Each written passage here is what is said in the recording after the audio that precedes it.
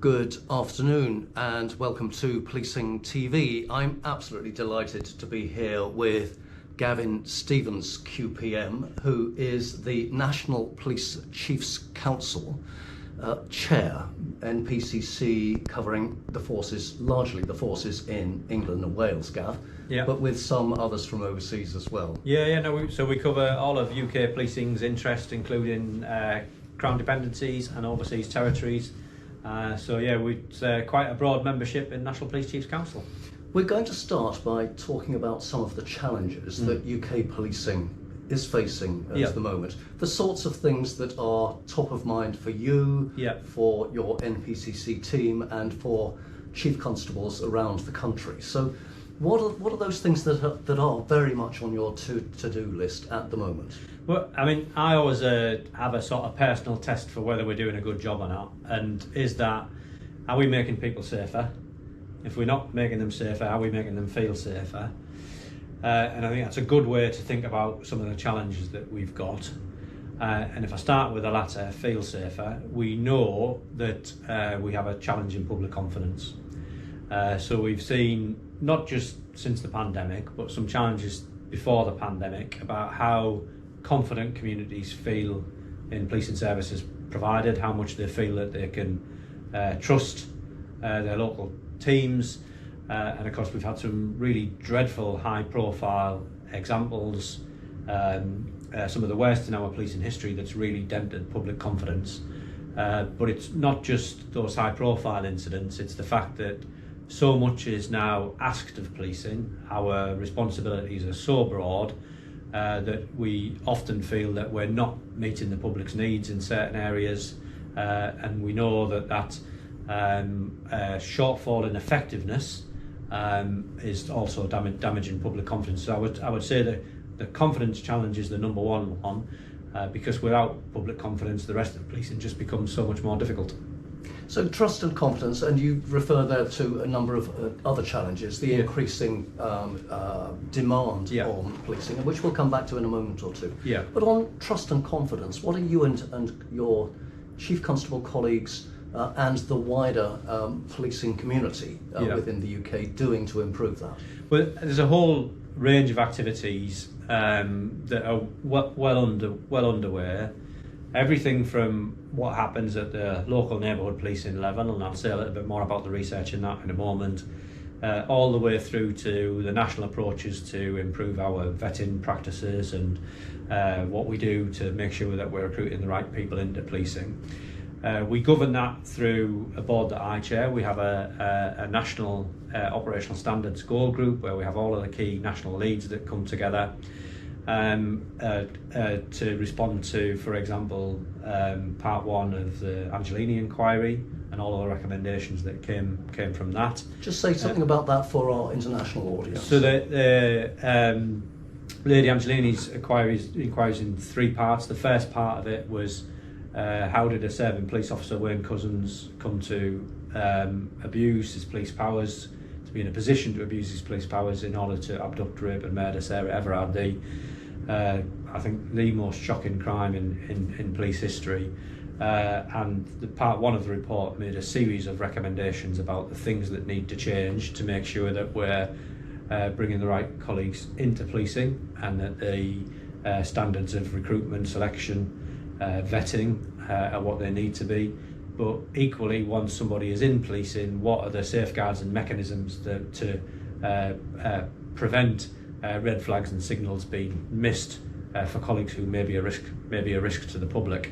So that's one example of a high-profile inquiry that goes very quickly to the heart of some of the things that need to be stronger, because I think we've always prided ourselves on UK policing of aspiring to the very highest standards.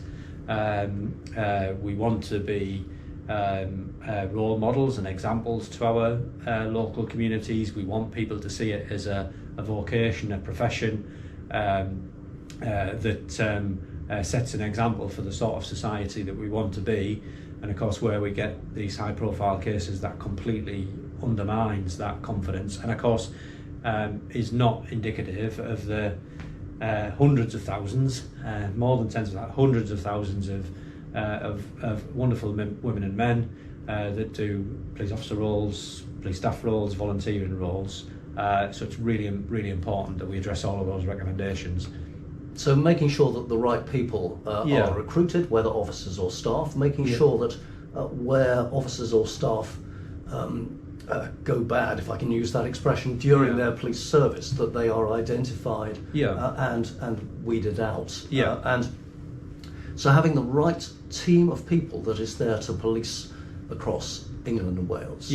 But the trust and confidence goes well beyond just having the right people. It absolutely does. So if I was to give another example of the work that we're doing at the national level, our Chief Scientific Advisor, Professor Paul Taylor, supported a Government Office of Science commission last year on the confidence issue, which looked at the sort of evidence around what works, and broadly two things within that: very strong neighbourhood policing, very strong links with local communities feeling like they've got a say in their local policing service, that the local police teams understand the issues that most matter to them, that they're addressing the highest problems of public concern locally, and of course you get a great deal of variation from location to location, so real importance of emphasis on local policing. And I often think of it as the flip side of that coin. The research also speaks to the importance of internal advocacy. So do colleagues who work in policing also feel like that they have a say in what the organisation is doing for local communities, whether it's a great place to work, whether they're looked after in the workplace, and of course these issues connect. So for example, if I was to reference some of the work that the Commissioner and Deputy Commissioner are doing in London here, in the Metropolitan Police, that's trying to give colleagues the confidence that when they call out inappropriate behaviour in the workplace, that it'll be taken seriously and acted upon, and that they can trust managers and trust leaders to act on their concerns. So I see those as real parallels between us listening to our teams and creating for our teams the future organisation that they want to be part of and worked of. And I think that's a direct parallel to us listening to our communities and trying to create the communities that they want to be part of. And I think when you get those connections right, a real strong connection between a high-performing local force and a community that feels really well looked after by that high-performing local force, then good things happen. We bring more criminals to justice. We're better able to protect victims and the vulnerable, and you see general levels of performance increasing. So I guess the headline from all of that is that the confidence challenge isn't just about our people, it's about the service that we provide, the effectiveness of the service that we provide. So we're still within the first of these challenges, trust and confidence. And within your response there, we've picked up two further key elements. One relates to neighbourhood policing. I'm going to come back to that in a second or two. And the other relates to the motivation of officers and staff, and the belief, the understanding that their contribution matters, including on things like calling out bad behaviour from other officers. So just a few more words about the motivation and the confidence of officers and staff on that. So I mean, last week was my 31st anniversary in policing. I can't believe that I've been policing. Congratulations. Thank you. I've been policing for 31 years. One of the things that I think is like wonderful about this vocation is that you can learn something new every week, and every single week in your own way you feel like you're genuinely making a bit of a difference to people's sort of safety and security and how safe they feel. And I think every colleague that I've met comes into policing with that sort of noble endeavour in mind. But of course, it's policing is a really tough profession, and we know from the research as well that it takes its toll on colleagues, that we can over time get fatigue to compassion, that we can get fatigue to empathy, that sometimes that you can feel genuinely in the course of your sort of working day on a busy operational shift that you don't really get time to think or eat or have a comfort break. It can be that pressurised at times. So making sure that we look after colleagues, and all of the work that's been happening in recent years in services like Oscar Kilo, our National Wellbeing Service, all of those things are ever so important for the motivation, for keeping colleagues energised to know that that thought that they had when they first came into policing, that they could make a difference, that they can feel that day to day. And I think it's when we lose that sort of connection of feeling like you're actually getting anywhere, that you're able to make progress about, you know, the caseloads that you've got under investigation at any one time, or you really, you know, feel like you're having an impact. I think when we lose that, that's when we lose that connection with people. And you know, if you look at our inspection reports from His Majesty's Inspector of Constabulary, they'll often you know, comment on where we're, you know, not making as good a progress in investigation work as we should, and I think some of that comes from the pressures and demands. And there's one important point that I wanted to make in here, just about phrasing and language. So, and you mentioned it, we talk about police in demand.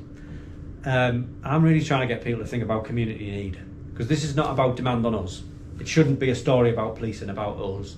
It should be a story about the needs of our communities, and often we're not the best service to deal with those needs, but they're still community needs. They're ringing us on 101 and then 999 about them, and we need to work right across government to make sure that if we're not servicing those needs because we want to spend more time investigating crime or dealing with offenders, somebody needs to. Okay, I want to come back to community needs. There's so much in this that I'd love to explore. But before we go on to community need, let's circle back to neighbourhood policing. There was an announcement recently about neighbourhood policing. Perhaps you can tell us a little bit about that and what the NPCC and chief constables across the country are looking to do. Policing. Well, first, I mean, it's a great passion of mine, neighbourhood policing. When I was assistant chief constable, I used to be national lead for it. Was involved in the development of all the national guidelines. So I'm always going to champion it. The current government here in the UK came into power in the recent election with a manifesto commitment around neighbourhood policing, to reinvest in neighbourhood policing, which we very much welcome. So we're now working with them on the detail of what that would look like. So you may have heard it phrased as a neighbourhood policing guarantee. Part of that guarantee or programme of reinvestment in neighbourhood policing is a reinvestment in the professional development of colleagues that work in neighbourhoods. So our College of Policing had already been working on a sort of brilliant curriculum to get really effective neighbourhood officers at every level. So depending, whatever your role is within the neighbourhood policing team, that there's some professional development there for you.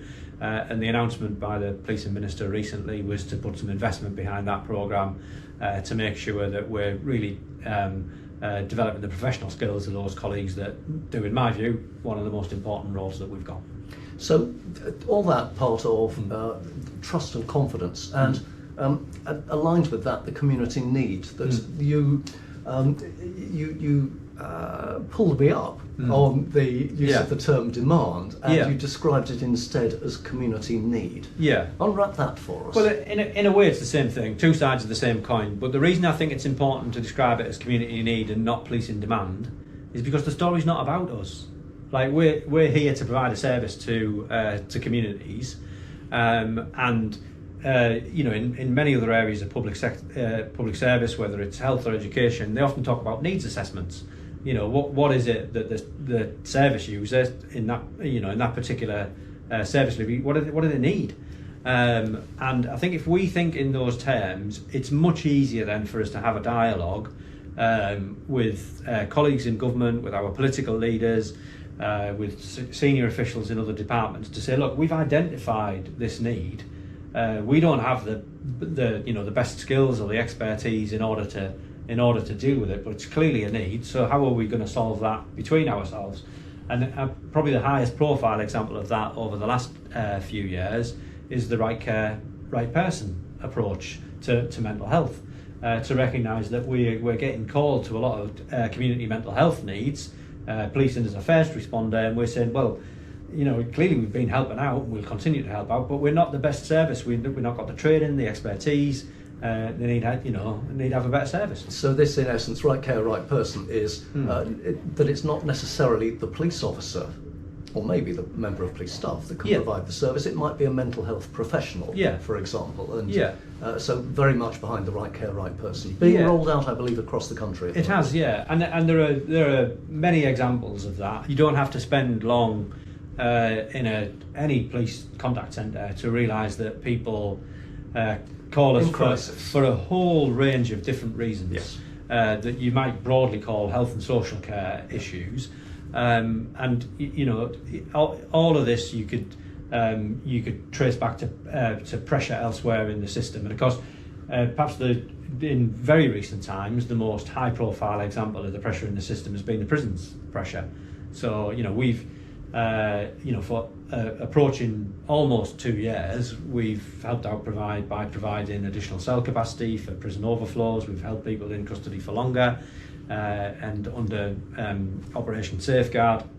But again, it's a description of a need elsewhere in the system that policing is doing its best to help out. But back to the same issue, we need to work with politicians, with other government departments to make sure that the design to this problem is not just solely a policing design. It's it's much broader than that. A great deal of discussion here about trust and confidence in this first section, and Yeah. we've ventured into a couple of other areas. Let's Yeah. go back to that original question. What Yeah. is occupying Yeah. your mind, your to-do list, Yeah. that of your colleagues across the UK? So maybe if I was to, and I think the trust and confidence one is something that holds together all of the sort of effectiveness challenges. You know, how good are we at investigating crime? Keeping vulnerable victims safe, tackling predatory male offenders. So there's plenty in that problem. But if we step away from that for a moment and maybe look at the workforce challenge. So during the pandemic years, we recruited into policing 47,000 brilliant new colleagues. Now, for any organisation, that volume of recruitment is going to change your workforce profile. In a total cadre of maybe 150,000, something of that order. So it's a very significant proportion. It's a very significant proportion of the front line of the total number of colleagues in policing. We're around 250,000 or so people. So when you take into account all of the roles. But it is a huge proportion. So now there's some false assumptions about that they're not all young. I think the average age of recruit was well into the 20s, but nevertheless it's a lot of people who are inexperienced in policing that we've now got to support, and those early years in policing are tough, difficult. There's an awful lot to learn. If I think back, and it's much more complicated now than it was when I joined, but if I think back in my early years in policing, I worked way harder in that than anything I'd ever done before. It was much more challenging than anything I'd ever done before, and now we ask even more. So the support that we give to those colleagues to keep them engaged in policing and keep them for long term is really important. And back to all of the standards issues that I talked about before. So what we do now on welfare, well-being, on coaching, mentoring, on thinking about continuous professional development that gives people challenges ahead for the future, so they can see a future for themselves in policing. All of that ever so important, and at the same time, of course, we're trying to think ahead to the workforce for the future, and what are the sort of skills and capabilities that we need to deal with the new criminal threats coming down the line. So increasingly, we need a more technically able workforce. We need more specialist skills. We need a different mix between officers and staff, and at some point we need to try and make this break between a sort of proxy measure of success in policing is how many officers you've got in the overall model, to what are the capabilities that we've got in policing, because the capabilities that we need in the years ahead are not the same as we need today, and that thinking ahead is really important. There's almost an obsession in UK policing about how many police officers are there, rather than what's their abilities collectively. Yeah, and it's a false measure. The narrative of sort of Bobby's on the beat has been there since research subjects back in the 1950s, where these phrases sort of first came to light around sort of local community visibility and so on. But of course, communities now, they're online, they're virtual, they're thematic, they're not just place-based. The threats that those communities face might emanate from overseas, not from a local offender down the road. There are not many investigations now that don't have a digital footprint and element to them. So the investigative challenges are much more complex than they used to be. Demand a different sort of skill set. And when I talk to my colleagues who are doing equivalent roles elsewhere in Europe or internationally, they all describe the same problem. I've picked up on that absolutely worldwide. You know, Australia, New Zealand, North America, real recruitment challenges. Not just recruitment, but also retention challenges. So very much fitting in within that workforce element. So in very broad terms, we've talked about trust and confidence. We've talked about workforce. We've touched on community need and a number of other areas. Is there any other key area that is near or at the top of your thinking and to-do list? Yeah, definitely, and it's what I often refer to as the agenda for reform. So I don't think that, given everything that I've described, the confidence in challenges, where we are with the workforce, the advancing pace of science and technology, the pace at which that's moving, where we are with the sort of economic and financial challenges. So there's no big financial rescue package coming over the hill. We know where we are with the UK economy. The choice that we're left with is that we have to have a strong agenda for reform. And what I mean by that is that we need to operate much more coherently as a system across UK policing. So the design that we've got in UK policing originates back to the early 1960s. So there was a Royal Commission between 1960 and 62. So what's that, like 15 years after the end of the Second World War? And was implemented through the 60s into the early 70s. So effectively we are still working fundamentally with a design from 15 years after the end of the Second World War. 60 years ago plus. It's not sustainable for the future. Now, of course, within the UK policing model, there are some examples of reform. Police Scotland, of course, is a relatively sort of recent going development. from 8 forces to a single force. The pattern reforms in Northern Ireland.